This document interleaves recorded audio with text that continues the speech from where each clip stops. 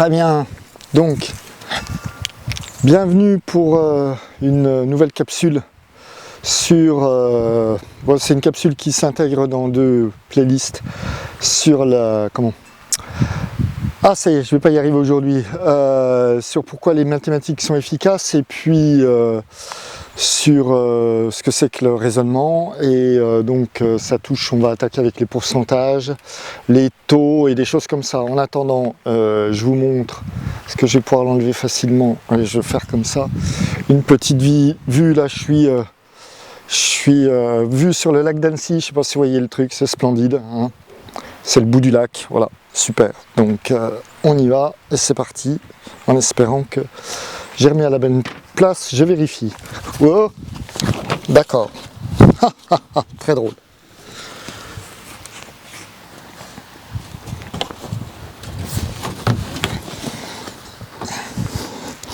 On coupera au montage. On coupera au montage.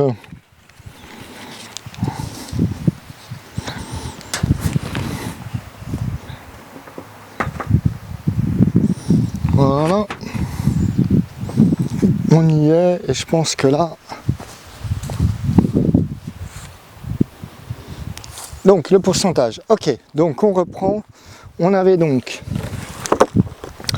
qu'est-ce qu'on a? Eh bien au départ on a les fractions, ok, donc petit rappel, hein, vous pouvez retourner voir sur les vidéos sur les nombres fractionnaires, hein. Ça, il y a trois possibilités, mais ce qui nous intéresse ici, hein, c'est donc le rapport. Et on est avec un nombre A sur un nombre B. Et par rapport au pourcentage, ben, qu'est-ce que ça veut dire? Qu'est-ce qu'on fait? Comment on raisonne avec tout ça? Si vous avez deux nombres, ah, d'accord. Pour comprendre à quoi ça sert les pourcentages et tout, hein. On a deux nombres. Normalement, si je vous mets le nombre 2 et le nombre 4, automatiquement, vous pouvez me dire quel est le plus grand. Hein, le plus petit, le plus grand, il n'y a pas de souci, ça marche tout seul. Ok, maintenant, si je vous donne un nombre tel que ça, et puis voilà. Quel est le plus grand, quel est le plus petit? Pas évident du tout. D'accord, on se trouve dans une situation où, justement, quelle est la difficulté? Pourquoi là, tu peux comparer ces deux nombres, ces deux quantités sans aucun problème, et pourquoi ça pose un problème, hein. Quand je dis sans aucun problème, c'est-à-dire qu'on ne peut pas donner la réponse instantanément, sans réfléchir, sans quoi que ce soit. Donc, quel est le souci ici? Eh bien, c'est quoi? C'est que pour comparer des choses, il faut qu'elles soient comparables. C'est bête à dire, mais c'est exactement ça. Donc, quel est le problème ici? Eh bien, c'est que je ne peux pas comparer. Ça, c'est pas facilement comparable. Pourquoi? Eh bien, on regarde un autre exemple. Si je fais... non, je vais faire 375 sur 247. Et là, je fais 375 sur... je vais faire un truc simple, sur 400. Bon, j'ai peut-être pris des nombres un peu grands, mais on voit tout de suite que ici, quel va être le plus grand? Eh bien, ça va être lui. Hein, j'ai 375 pommes que je distribue à 247 personnes, alors que là, j'ai 375 pommes que je distribue à 400 personnes. Donc forcément, hein, on voit tout de suite que là, il y a plus d'une pomme par personne, alors que là, il y a moins d'une pomme par personne.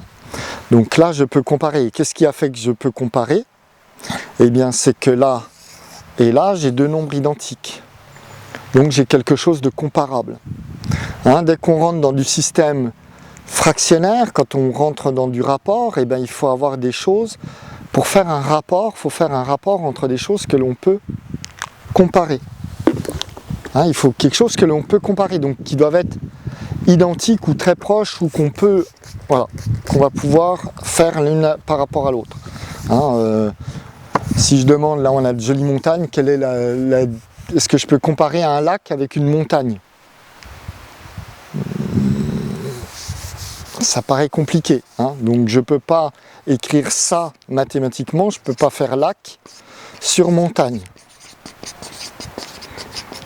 Ce n'est pas quelque chose de comparable. D'accord?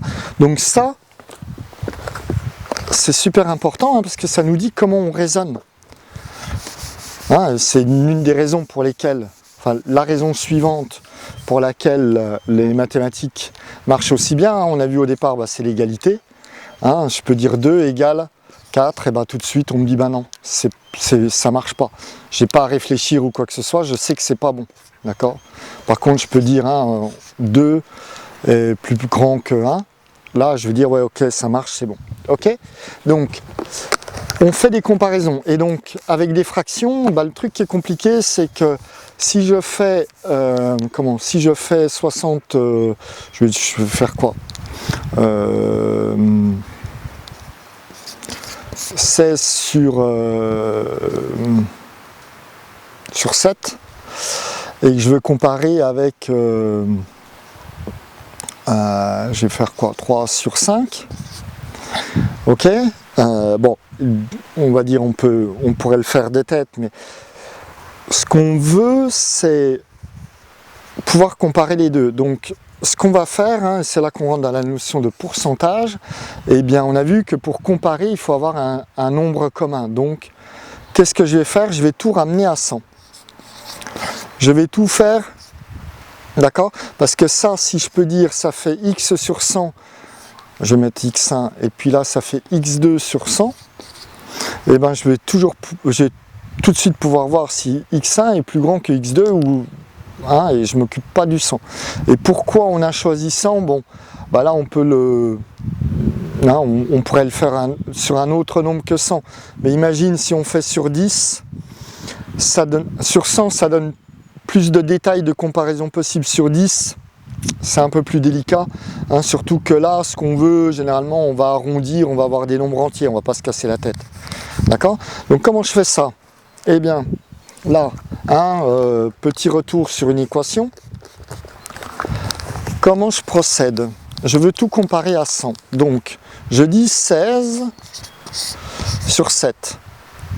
Hein, on a vu avec les fractions, on va pouvoir avoir des nombres écrits différemment, mais qui représentent au final la même quantité. C'est-à-dire que si je fais 3 cinquièmes ici, je peux dire que c'est égal à 6 dixièmes, hein, parce que là j'ai multiplié par 2, là j'ai multiplié par 2, c'est le même rapport, c'est la même proportion, hein, ça nous fait exactement la même chose. Donc ici, qu'est-ce que je fais? Je veux l'avoir sur 100, donc égalité, une proportion égale une proportion. Maintenant, mon 7 ici, hein, on ne s'en occupe plus, je veux que ça soit égal à... Je veux que ça soit, je vais avoir une proportion de 16 septièmes qui est égale à x sur 100. D'accord? Maintenant, on est dans du coup, ça, on a transformé ça en une équation, c'est-à-dire quelque chose où on a des choses connues et une chose inconnue. Ok? Donc, maintenant, qu'est-ce que je fais? Moi, mon x, je ne veux pas x sur 100, je veux arrêter de diviser x par 100. Donc, qu'est-ce que je fais? Je multiplie par 100. Si d'un côté je multiplie par 100, de l'autre côté je multiplie par 100. D'accord? Donc ça, si ça te pose un problème, hein, il faut revoir les... Je crois que j'ai fait une capsule là-dessus, ou j'en ferai une, sur qu'est-ce qu'on est en train de faire exactement et pourquoi et comment ça marche. Donc ici, hein, quand j'ai divisé, je multiplie 100 sur 100. Hein, j'ai 100 pommes que je distribue à 100 personnes, ça fait 1. Donc ça fait 100 sur 100, ça fait 1. On a le droit de le barrer sans rien écrire, mais c'est pour expliquer. Et ici, je me trouve avec... ça fait 16 fois, donc ça fait 1600 sur 7. D'accord? Donc, ouais. Il faudrait que je le simplifie, donc 14, on va dire que, ouais, je vais mettre 14 ici pour avoir que ça soit simple. Hein. Ça fait 7 par 2, donc ça va nous faire 200. Ça fait x égale 200. Hein, 7 fois 2, 14, ça va nous faire 1400. Donc ça fait 200 sur 100. Ça, c'est notre résultat final. D'accord? Donc là, on a fait l'un premier côté. Et puis de l'autre côté, bah là, on va le faire très simplement. Hein. Je vais le faire ici sur l'autre colonne. C'est un peu pourri, mais bon, on va y arriver. Hein, j'ai 3 sur 5. Là, je vais arriver à 100, hein, donc je ne vais même pas me casser la tête à faire mon équation. Là, je vais multiplier par... Hein, si je multiplie par 2, ça fait 10. Et si je multiplie par 10, ça va nous faire 100. Donc, hein, ce qu'on fait au-dessus, hein, si on fait un truc d'un côté, on fait aussi de l'autre. Enfin, au-dessus, en dessous. Donc là, ça nous fait sur 100. Et là, ça nous fait 60 sur 100. Et donc, on se trouve avec 60 sur 100 qui est et 200 sur 100. On voit tout de suite que ça, c'est le plus grand.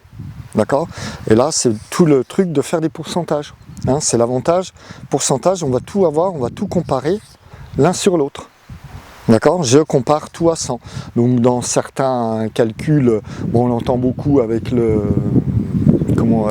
gaz carbonique dans l'air, hein, c'est des parties par million. ppm. Ce qui revient, au lieu d'écrire 100 là en dessous, eh bien on met 1 million. Hein, donc on a 4 parties par million, c'est-à-dire que pour 1 million de trucs, hein, de molécules dans l'atmosphère, on a 4 là. Bon, j'arrête là parce que je crois que je vais arriver au bout de l'enregistrement. Allez, à bientôt, ça c'est les pourcentages. Ok, donc avant de remballer, tenez, je vous montre la vue complète. J'essaie d'aller doucement sur le lac d'Annecy. Donc je suis sur les hauts, c'est le bout du lac, hein, c'est un bled qui s'appelle Doussard. Voilà, et on peut voir un très bel endroit, hein, vu depuis la terrasse. Voilà, on va pas derrière, mais il y a des monts derrière, enfin bref. Voilà, superbe. Bon, il n'y a pas beaucoup de neige, hein, on est en février, mois de février, et il y a de la neige sur les dessus, là, je sais pas si vous l'avez vu. Il y a de la neige sur les dessus, voilà, les dessus qui sont par là, on voit un peu de blanc. Mais voilà, au milieu des nuages, par là, mais c'est pas terrible. Bon bah voilà, allez, à bientôt.